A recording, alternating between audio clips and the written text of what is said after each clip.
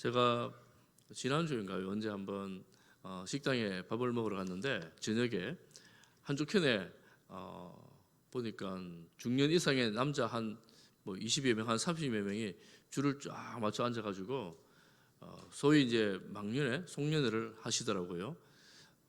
보니까 막 그거를 외치고 막 이런 거 들어보니까 대구의 유명한 고등학교 몇 회 동창회 무슨 모임인데 제가 유심히 봤어요. 보니까 저 벽 쪽으로는 이게 녹색병이 잔뜩 있고 이쪽 테이블 앞쪽으로는 콜라병이 이렇게 있더라고요. 여러분 무슨 말인지 아무도 모르는 것 같아요. 지금 저도 잘 몰라요. 하여튼 녹색병이 잔뜩 있고 콜라병이 이렇게 있더라고요. 제가 그걸 보면서 어떤 분은 저렇게 드시고 어떤 분은 이렇게 드시는구나 이런 생각을 하면서 연말이 되면 여러 모임들이 있고 또 함께 이렇게 이야기하는 기회들이 많아지는데 우리가 여러분들도 아마 많을 거예요. 이런 모임들이 만나면 많을 거예요. 만날 때 어떤 모임 또 무슨 이야기를 나누면서 여러분 연말에 시간을 보냈는지를 잘 모르겠습니다. 특히 우리 이제 예수님 믿는 사람들은 우리가 이렇게 이런저런 이야기를 나눌 때 서로에게 기쁨이 되고 서로에게 격려가 되는 그런 연말 모임이 되기를 축복합니다. 축복합니다. 진심으로 축복합니다. 그래서 녹색병이 많은 쪽으로 가지 말고 혹 가더라도 콜라병 쪽으로 오셔가지고 함께 의미 있는 만남을 하면 얼마나 좋을까 싶은 생각을 하면서 오늘 말씀을 봅니다. 마침 오늘 우리가 성령을 따라 행하라 이런 제목으로 말씀을 봅니다. 갈라디아서 15번째 강의인데 마침 이 본문을 보게 되었어요. 성령 우리가 너무나 유명한 말씀, 잘 아는 말씀입니다.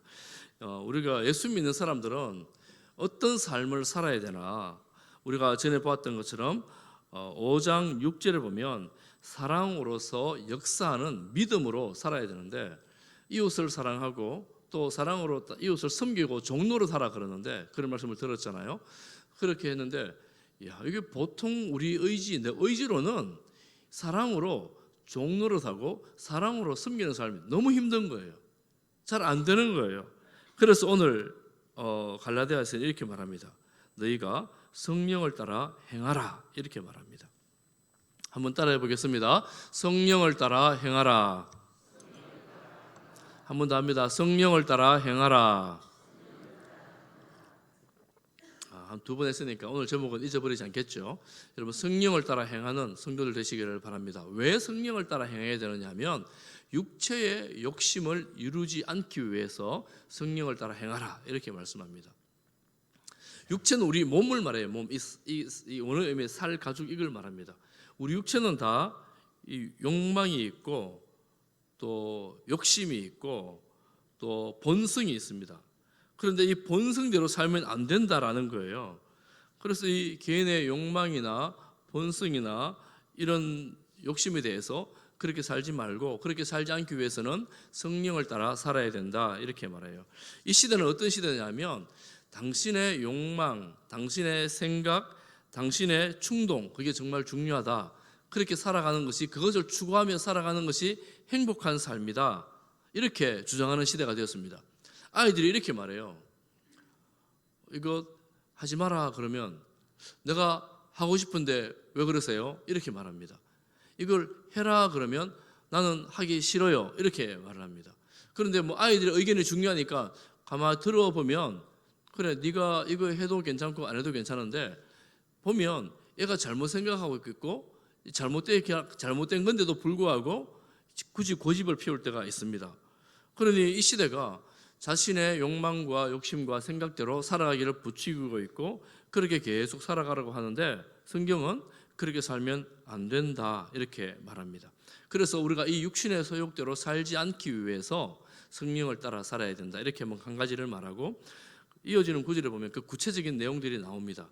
또 이어지는 바로 18절에 보면 율법 아래에 있지 않기 위해서 성령의 인도를 따라야 된다 이렇게 말합니다. 율법 아래에 있다는 말은 무엇이냐? 율법은 좋은 거잖아요. 우리가 생각하기에 법대로 살면 다 선한 일이잖아요. 좋은 일이잖아요. 그런데 그거 아래에 있지 않기 위해서 성령을 따라 살아야 된다 이렇게 말해요. 사실은 이 내용은 우리가 이때까지 갈라디아서 전반부 전체를 다 지나온 내용을 압축하는 말입니다. 율법을 따라 살면 사람들이 법을 다 지키니까 정말 질서가 있고 조화로운 세상이 될 것 같은데 그렇게 살지 않고 성령을 따라 살아야 된다. 왜냐하면 율법을 따라 사는 것은 율법으로 우리가 어렵게 되는 것이 아니기 때문에 율법을 다 지키면 우리가 여러분 도덕적으로 윤리적으로 온전한 삶을 산다고 생각해 보세요. 그러면 우리가 자신감이 생깁니다. 나는 이 정도로 온전한 사람이야. 나는 이 정도로 괜찮은 사람이야. 그렇게 지키지 못하는 사람을 보고 말하죠. 너는 왜 그렇게 못 사니? 너는 그렇게 살면 안 돼. 이렇게 말합니다. 그렇게 말하면서 우리는 나는 이걸로 구원을 받을 수 있다라고 생각하는 거예요. 그것이 아니다라는 겁니다. 우리는 율법을 다 지켜서 구원을 받는 게 아니고 제가 누누이 말씀드렸지만 예수님을 믿어서 구원을 받는 것입니다. 윤리적으로 옳은 삶을 다 살 수 있는 사람이 없습니다.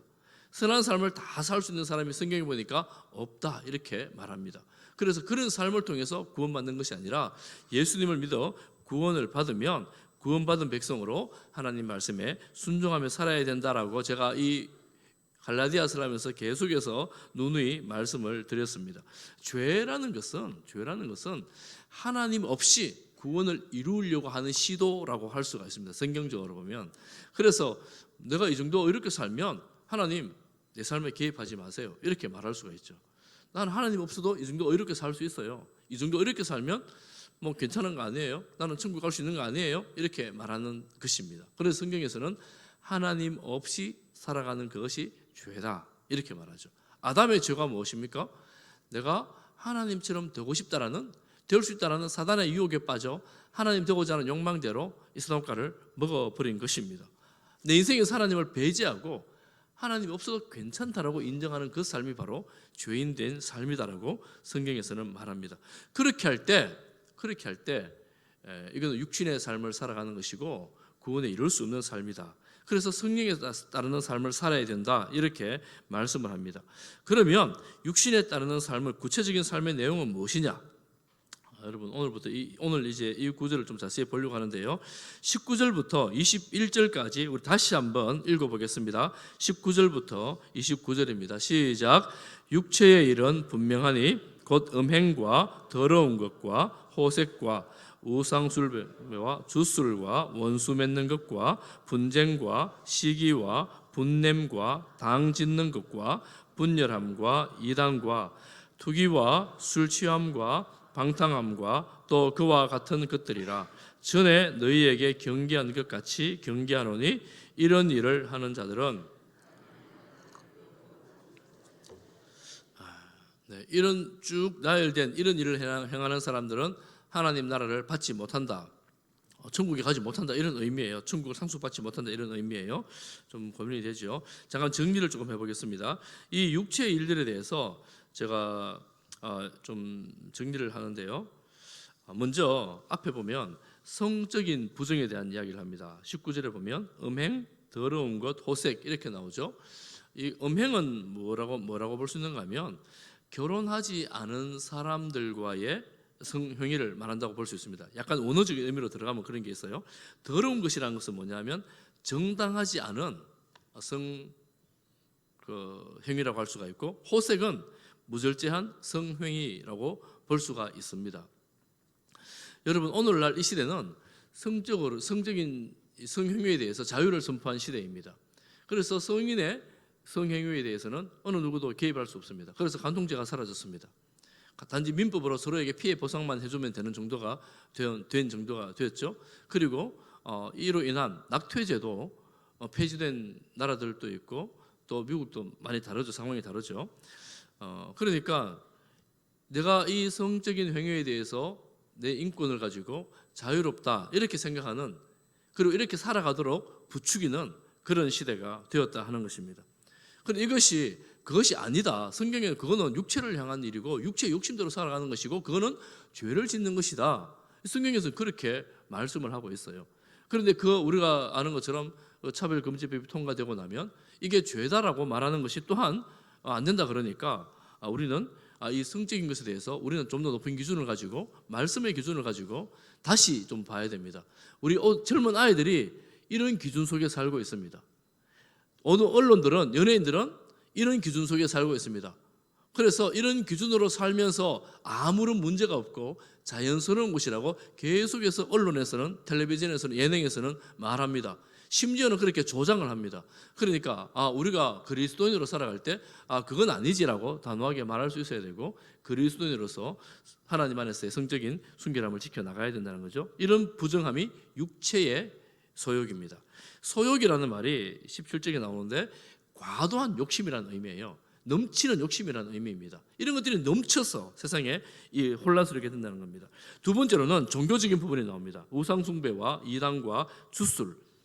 주술이라는 것은 우리가 흔히 보는 거예요. 영매를 만나는 하는 건데, 스스로 성령, 하나님의 영인체 하는 것이라고 말할 수가 있습니다. 주술은 역사가 시작된 이래로, 여러분 우상과 함께 역사가 시작된 이래로 지금까지, 이렇게 과학한 시대에도 지금까지 있습니다. 우리나라 정치권에도 있습니다. 그러니까 정치권에도 옛날부터 계속 있어 왔었어요. 그러니까 이런 주술이나 이단들이 이 하나님과 반대되는 것이다 하는 것을 우리가 또한 알 수가 있죠.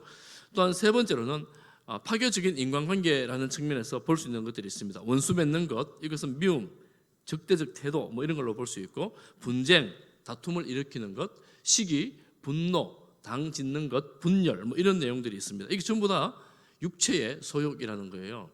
그리고 마지막으로는 약물 남용이라고 이렇게 누가 정의를 했는데, 술 취함, 방탕함이라는 것은 아주 흥청망청 먹고 마시고 하는 것 이런 것이라고 할 수가 있습니다.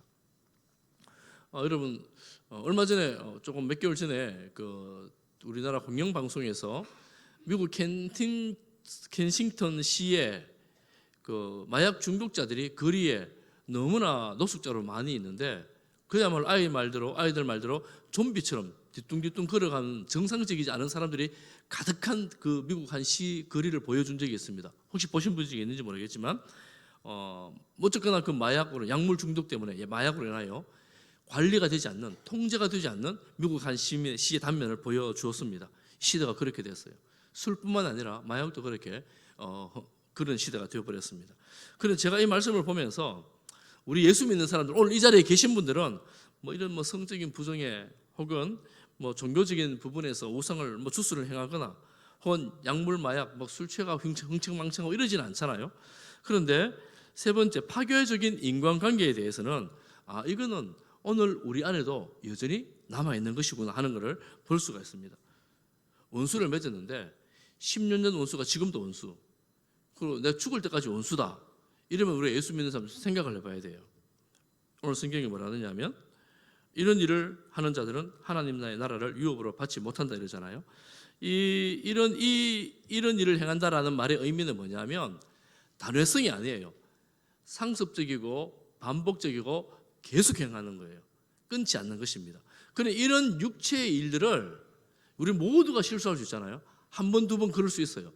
그런데 이걸 끊지 않고 죄라고 인식하지 않고 즐기면서 계속 이 안에 살아가는 거예요. 계속 이렇게 살아갈 때 그런 사람들은 예수님의 십자가를 모욕하는 것입니다. 우리의 죄를 용서하시고 생명 주신 주님의 그 사랑을 모욕하는 것입니다. 그래서 그런 사람은 하나님 나라를 유업으로 받을 수가 없는 사람들이에요. 즉 말하자면 혹시 교회에 나와 있을지는 모르나 예수님을 안 믿을 가능성이 아주 많은 사람입니다. 주님의 그 십자가가 생명을 주신 십자가라는 것을 안다면 우리가 이렇게 살 수 없다는 거죠. 그 하나님 은혜를 배반하는 거라는 거죠. 그러니 혹시나 우리 안에 내가 네 원수 맺은 거, 네가 옛날에 했는 거 내가 다 기억하고 있다 이러면서 평생 원수로 살고 죽을 때까지 나는 내가 해결하지 않겠다고 작정하고 살아간다면 우리 심각하게 우리 마음을 한번 돌아봐야 합니다. 여러분 혹시 또 누군가를 시기하면서 계속해서 당을 짓고 분열하고 다툼을 계속 일으키는 태도, 나누려는 태도, 이런 것들은 파괴적인 인간관계가 되죠. 그래서 이렇게 살아가는 사람들에게는 여러분 이런 삶으로 살아가면 가정인들 평안하겠습니까? 공동체인들 평안하겠습니까? 얻은 조직이든 평안하겠습니까? 그래서 이런 삶에 대한 결과를 보면 개인적으로는 여러분 성적인 부정이든 이런 인간적인 부분이든 약물이든 이렇게 육체의 요구대로만 살아간다면 이 인간의 그 영혼이 상합니다. 육신도 상합니다. 인성이 파괴되고 평안이 무너지고 결국은 안정이 사라지니까 개인적으로는 피폐해지는 인생이 되는 거예요. 육체의 소욕대로 살아가면 잠시 즐거운 것 같은데 얼마 지나지 않아서 이 내 인생이 망가지는 길을 가고 있다는 것을 알게 됩니다. 망가짐에도 불구하고 잘 돌이키지 않는 것이 또 인생이죠. 공동체적으로는 어떻게 되는가? 여러분 한번 보십시오. 이런 일들이 여러분 가정에 있다고 생각해 보십시오. 여러분 어떤 조직에 있다고 생각해 보십시오. 우리 교회에 있다고 생각해 보십시오. 그러면 여러분 평화가 생기겠습니까? 질서가 잡혀지겠습니까? 원망과 다툼과 시기와 분열로 인하여 산산이 깨져버립니다. 그러니 무슨 공동체의 생명력이 있을 수가 있겠습니까? 그러니 이렇게 개인적으로뿐만 아니라 공동체적으로 이런 육신의 소욕을 따라가는 인생들에게 있어서는 파괴적인 결과가 나온다는 거예요. 그러므로 회개하지 않으면 하나님 나라를 유업으로 받을 수 없다, 이렇게 말씀합니다. 그러니 우리가 이런 육신의 소욕을 마음에 품고 일상을 살아가면서 룰루랄라 즐기고 있다면 우리는 마음에 심각하게 주의 말씀을 받아 여러분 마음에 새기시기를 바랍니다. 회개하시기를 바랍니다. 그런 일이 없어야 되는 것이 바로 우리 성도들이라는 거예요. 성도들이 이렇게 살아갈 때 얼마나 기쁘고 좋겠어요. 잠깐 즐거움을 위해서 여러분 영생을 놓칠 수는 없잖아요. 여러분 이런 인생의 결말은 멸망이고 파국입니다. 우리가 다 아는 것처럼 죄의 삭은 사망입니다. 그러므로 돌이켜 회개하라, 이렇게 말씀을 하죠. 그러면 이와 반대되는 성령의 열매는 무엇인가? 성령의 열매는 무엇인가? 여러분 22절부터 23절 같이 한번 읽어보겠습니다. 우리 22절부터 23절입니다. 시작. 오직 성령의 열매는 사랑과 희락과 화평과 오래 참음과 자비와 양성과 충성과 온유와 절제니. 여러분 성령의 열매는 성령의 인도를 받는 사람들이 얻을 수 있는 것입니다. 위에 말했던 성령의 인도를 받지 못하고 육신을 따라가는 사람들과 대비가 되죠. 육신을 따라가는 사람들은 두 종류가 있어요. 한 종류는 예수님을 믿지만 육신의 욕망이 너무 커서 예수님보다 육신의 욕망을 따라가거나, 또 한 종류는 예수님을 모르고 믿지 않고 육신을 따라가는 사람입니다. 그런데 이런 사람들, 예수님을 모르는 사람들은 육신을 따라가는 게 당연해요. 당연합니다. 어쩔 수 없죠. 왜냐하면 모르니까요. 그런데 예수님을 믿음에도 불구하고 육신의 일을 따라가고 있다면 이 마음에는 격렬한 충돌이 일어납니다. 예수님을 믿는 사람들, 하나님의 성령이 그 안에 거하는 사람들에게는 격렬한 충돌이 일어납니다. 그래서 대적한다 그러죠. 대적. 싸워요. 우리는 우리 안에서 성령의 인도를 따라가려고 할 때 이 육신이 격렬하게 반대하며 싸우게 됩니다. 그런데 성령의 열매를 맺게 될 때, 육신의 소욕이 아니라 성령의 열매를 맺게 될 때 어떤 열매를 맺느냐? 방금 읽었던 9가지 열매를 맺습니다. 제가 이 말씀을 준비하면서 여러 책들을 보니까 여러 가지 정의들이 굉장히 많아요. 정의들이 많은데 제가 팀 켈러 목사님 갈라디아서 강의를 보면서 너무나 탁월한 정의라고 생각을 해서 제가 여기 여러분 오늘 설교 나눔지에 보면 주보에도 나옵니다. 좀 정리를 해놨습니다. 정리를 보면서 제가 좀 설명을 하도록 하겠습니다. 종류가 많아서 다 이해하지는 못해도 다음에 여러분 주보 가지고 집에 가져가셔서 꼼꼼히 한번 보시기를 바랍니다. 그리고 오늘 오후에 소그룹 할 때 여러분 이런 부분을 좀 나눌 수 있으면 좋겠어요. 첫 번째 열매가 뭐냐 하면 사랑입니다. 사랑을 어떻게 정의하느냐 하면 여러분 보십시오. 남을 섬기되 자신의 이익을 구하지 않고 상대의 고유한 가치와 유익을 위해 섬기는 것입니다.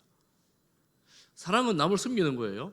남을 섬기는 것이 나의 이익 때문이 아니라 상대방의 그 존재 자체, 그리고 상대방의 유익을 위해서 내가 섬기는 것이 사랑이다라는 것입니다.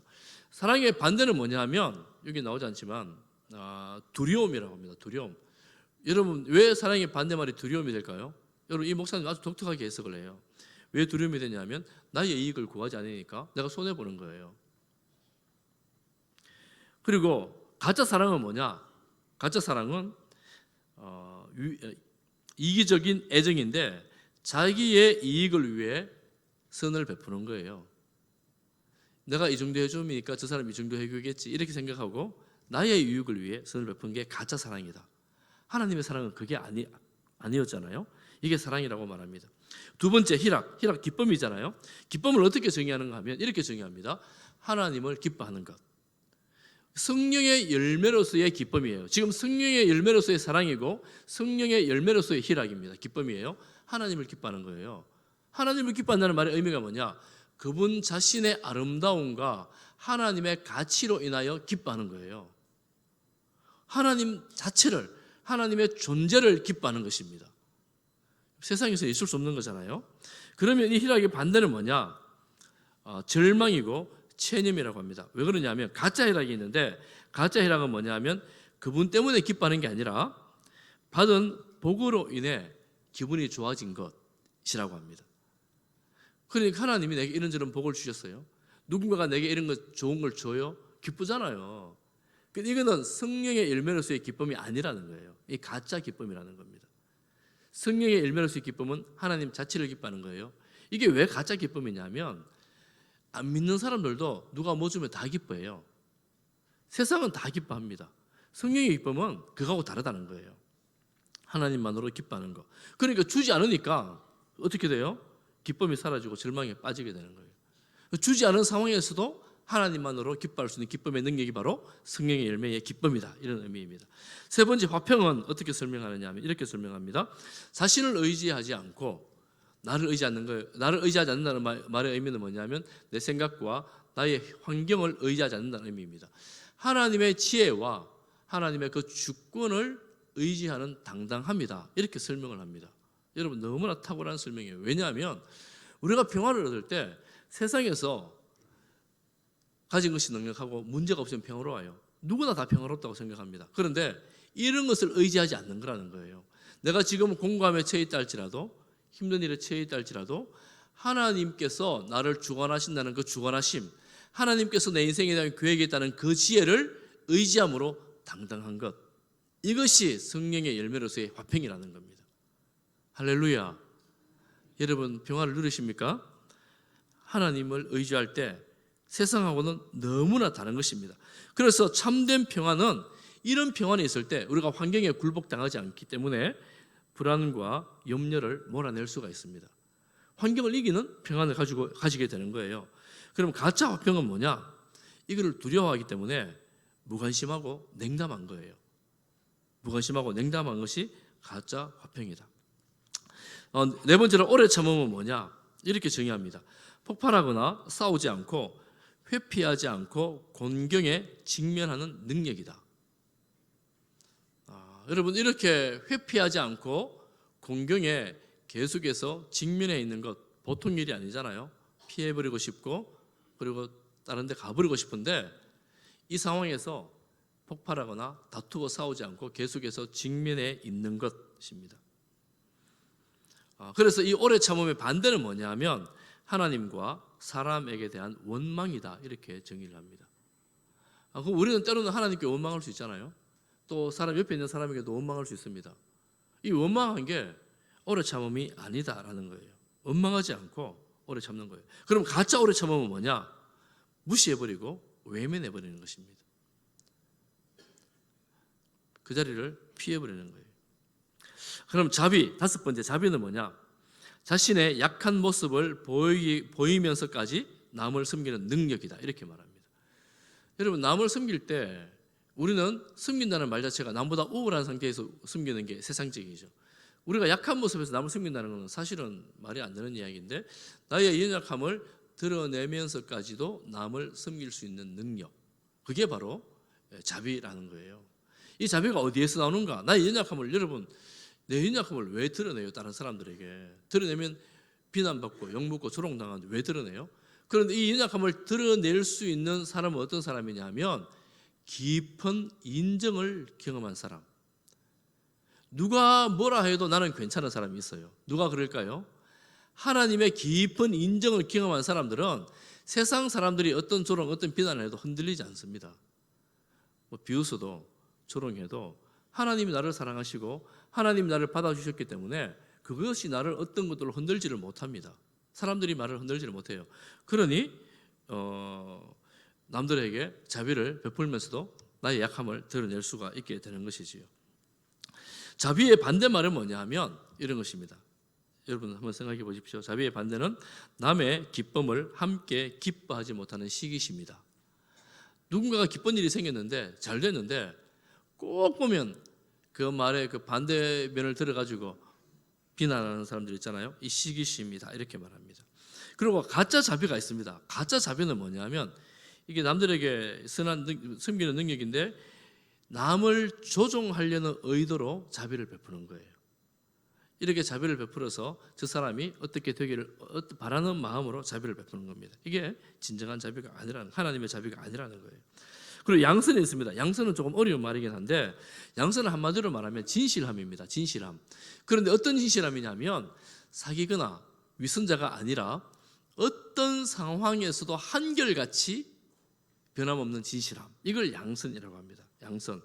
그런데 여러분 이 양선이 아닌 게 있어요. 진실하긴 진실한데 사랑이 없는 진실함은 양선이 아닙니다. 여러분 엄청 진실한 사람이 있어요. 항상 옳은 말만 하는 사람이 있어요. 항상 바른 말만 하는 사람이 있어요. 난 알지 거짓말을 안 해. 거짓말을 못해. 항상 바른 말만 하는데 여러분 옆에 있는 사람이 항상 바른 말로 당신도 이렇게 살아. 당신 이런 사람이야. 막 이렇게 지적질만 하면 얼마나 힘들겠어요. 사랑이 없는 진실은 정말 고통스럽습니다. 가까이 하고 싶지 않아요. 그러니 양선이 사랑이 없는 것과는 다르다라는 것입니다. 그리고 또 반대로 이런 게 있습니다. 내가 나 자신을 드러내는데 내가 내 기분만을 위해서 나의 위로만을 위해서 드러내는 것도 양선은 아니다 이렇게 말합니다. 진실을 드러내긴 드러내지만 나 자신만을 위해서 그렇게 하는 건 아니다라는 거죠. 그리고 충성이 있습니다. 충성은 우리가 생각하는 것하고 비슷한데요. 성실, 충직, 용감, 언행일치, 신임이 두터움 이런 용어로 설명을 합니다. 우리가 아는 뜻과 비슷하지요. 그런데 충성의 반대말이 뭐냐? 팀 켈러 목사님 이렇게 정의를 해요. 충성의 반대말은 좋을 때만 친구인 기회주의자다 이렇게 말합니다. 좋을 때는 엄청 가까이 있지만 내가 좋지 않을 때는 서로 사라져버리는 그런 사람들이 있잖아요. 그래서 가짜 충성은 뭐냐면 이렇게 또 설명을 해요. 사랑만 있고 진실은 없는 것. 여러분 너무너무 사랑이 많은데 진실이 없으면 어떻게 되겠어요? 온갖 부정과 불의가 가득하게 되겠지요. 그래서 사랑과 진실을 함께 가야 된다는 거예요. 그런 것입니다. 그리고 온유함은 겸손이라고 정의를 합니다. 겸손.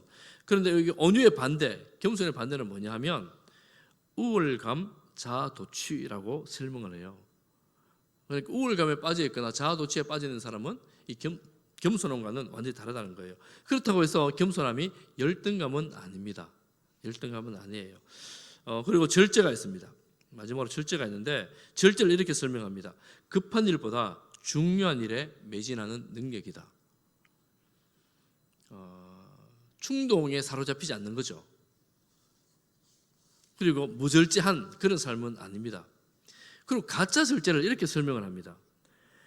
교만한 통제 욕구를 가짜 절제라고 말합니다. 교만한 통제 욕구에 의한 자신의 절제, 의지력 이런 거 있죠. 내가 의지력이 강해가지고 누군가를 통제하고 싶어서 내가 사람들에게 강요하는 것 있습니다. 이게 가짜 절제라는 거예요. 그러니 우리가 이 9가지 열매를 이런 정의에서 여러분 주보에 적어놨으니까 꼼꼼히 다시 한번 보면서 다시 한번 정리할 수 있으면 좋겠습니다. 한번 돌아보면 조금 어려운 면이 없지 않으나 우리 모두에게 해당되는 그런 내용들입니다. 그렇게 보면 이거 정말 너무 어려워요. 이런 열매를 어떻게 우리가 다 맺을 수 있는가? 여러분 그래서 이게 너무 어려워서 쉽지 않습니다. 맺을 수가 없어 보입니다. 잘 맺으려면 어떻게 해야 될까요? 열매라는 관점에서 보면 여러분 이렇게 볼 수 있습니다. 열매는 홀로 독단적으로 존재할 수 없습니다. 어떻게 존재합니까? 뿌리가 붙어 있는 나무에 가지가 연결되어 있을 때 열매를 맺어요. 로마서에 보면 성도를 어떻게 설명합니까? 예수 그리스도라는 나무에 접붙임 받은 사람들이 성도들이에요. 그럼 우리는 뿌리에 연결된 예수 그리스도의 가지에 달린 열매를 맺는 거예요. 성령의 열매는 예수님과 연결되어 있을 때에 제대로 된 열매를 맺을 수 있다는 겁니다. 우리의 인격이나 우리의 성격하고 다른 거예요. 가끔씩 여러분 이런 사람 있잖아요. 정말 착하고 선한 사람들이 있어요. 성격이 원래 부드러운 사람이 있어요. 모나지 않은 사람들이 있어요. 야, 저 사람 성령의 열매 많네. 그거 아니라는 거예요. 이게 아니고 성령의 열매는 우리가 방금 본 것처럼 오직 하나님과의 관계 속에서 예수님으로만 맺혀지는 것이 성령의 열매입니다. 그래서 성령의 열매의 근본은 예수님이고 그 열매 맺기까지의 과정이 있습니다. 근데 여러분, 나무가 바로 열매를 맺지 못해요. 나무에서 열매가 달리려고 하면 시간이 필요하고 관리가 필요합니다. 여러분, 오늘 나가실 때 교육관 앞에 조그만 정원 있잖아요. 그 정원에 장미꽃이 있어요. 장미꽃이. 이 계절에 장미꽃이 원래 안 피거든요. 그 장미꽃이 여러분 나가보시면 피고 있어요. 제가 오늘도 봤어요. 피어 있어요. 노란 꽃, 빨간 꽃이. 어떻게 이 계절에 저 장미꽃이 필까? 여러분 모르시는 어떤 분이 엄청나게 관리하거든요. 거름도 주고 비료도 주고 물도 주고 주중에 와가지고 꽃피라고 얼마나 사랑을 줬는지 몰라요. 그러니까 이 겨울철에도 꽃이 피고 있어요. 여러분, 관리를 하면 꽃이 핍니다. 관리를 잘하면 실한 열매가 맺힙니다. 농부들이 얼마나 관리를 합니까? 그러니까 그런 실한 열매를 맺어요. 혹시 우리 삶에 육신의 소욕에 대해서는 엄청난 열매들이 맺히고 있다면 여러분, 육신으로의 열매를 위해서 엄청 관리를 하는 거예요. 그런데 성령의 열매를 맺기 위해서 관리를 한다면 우리는 성령의 열매를 맺어 가게 됩니다. 그리고 실한 열매를 맺어요. 얼마나 좋습니까? 그래서 우리 성령의 열매 맺는 사람들은 이 과정이 있다 그랬잖아요. 얼마 지나고 나면 이런 말을 할 수 있습니다. 예전에는 상관없이 주변 돌아보지 않고 화가 나면 바로 쫓아가가지고 한판하고 내가 이겼다 이러면서 구함 지르면서 쫙 상황을 정리합니다. 이게 능력이라고 생각해요. 아멘. 네, 이게 능력이라고 생각해요. 그런데 시간이 지나면서 살아가면서 예수 믿는 거 이거 분내는 거 별로 안 좋은 거라 그러던데 이러면서 어느 순간 보니까 확 화나는 상황이 되었는데 그 자리에 달려가가지고 한판 하지 않고 상황을 돌아보고 가서 조용하게 말할 수 있는 그 자기 모습을 발견하는 거예요. 이게 성령의 열매를 맺는 것입니다. 그 예전에 같으면 택도 없는 일인데 나중에는 이렇게 변해가는 거예요. 이게 성령의 열매인데 우리 인격이 이렇게 다듬어져 가게 되는 거예요. 얼마나 좋습니까? 여러분, 육신의 열매를 맺는 사람과 함께하고 싶습니까? 성령의 열매를 맺는 사람과 함께하고 싶습니까? 두말하면 잔소리죠. 맨날 술 취해가지고 막 그랑망탕하는데 그 사람과 함께 살면 얼마나 인생이 괴롭겠어요. 그런데 사랑과 희락과 인내의 열매를 맺는 사람하고 함께 살면 얼마나 좋겠어요. 그러니 예수 믿는 사람들은 이런 열매를 맺어가는 사람이 바로 예수 믿는 사람들이라는 겁니다. 할렐루야. 우리 예수 믿는 사람들이 이런 열매를 맺어야 되지 않겠습니까? 그래서 이런 열매는 영향력이 있습니다. 영향력.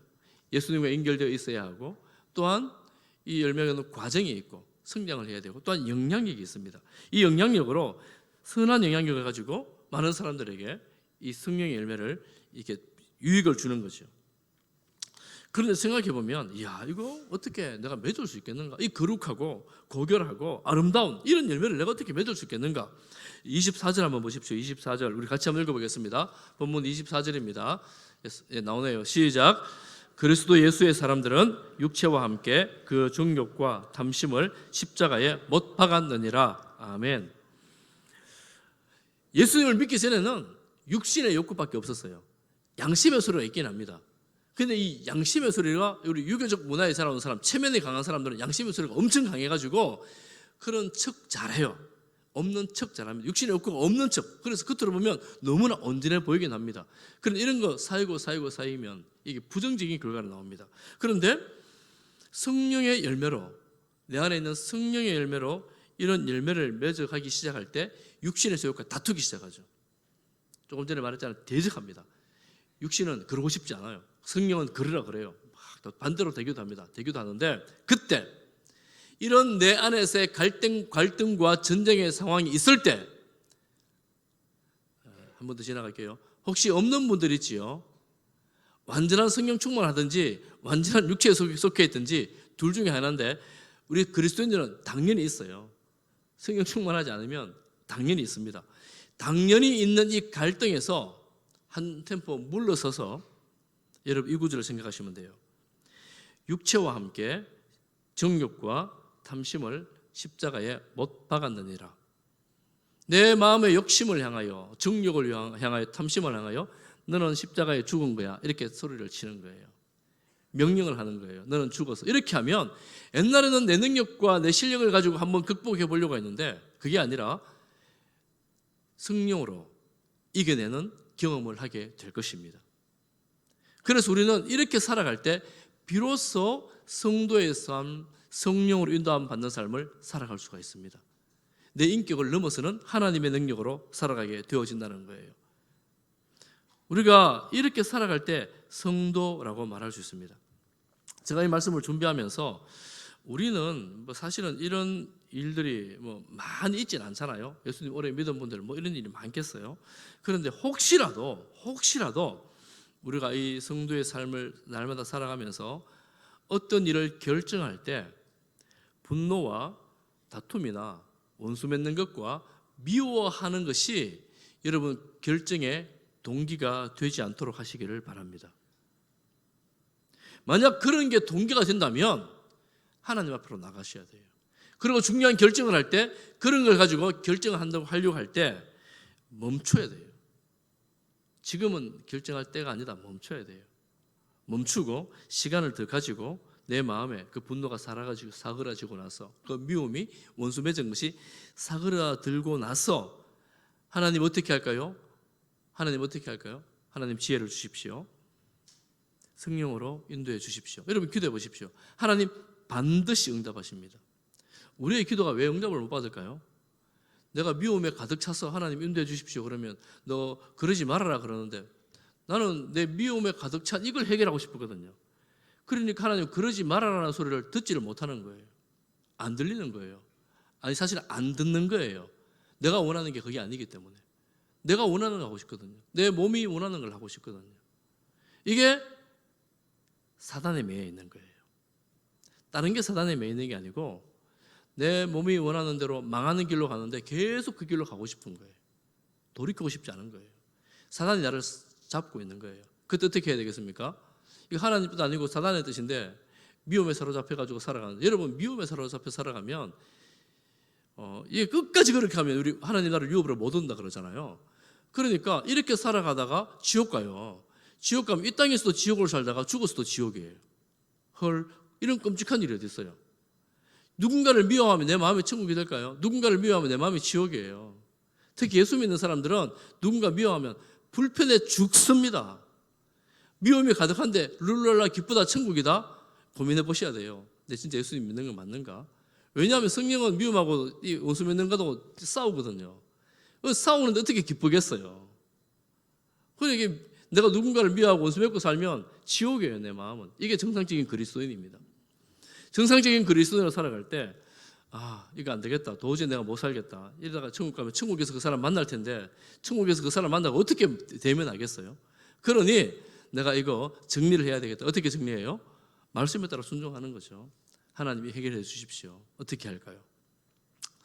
어떻게 할까요? 물을 때는 전제가 있습니다. 무슨 전제예요? 내가 순종하겠습니다. 내가 순종하겠습니다. 하나님 뭐라고 말씀하시겠습니까? 제가 대답은 하지 않겠습니다. 여러분 너무 잘 아시니까. 말씀에 순종하시면 돼요.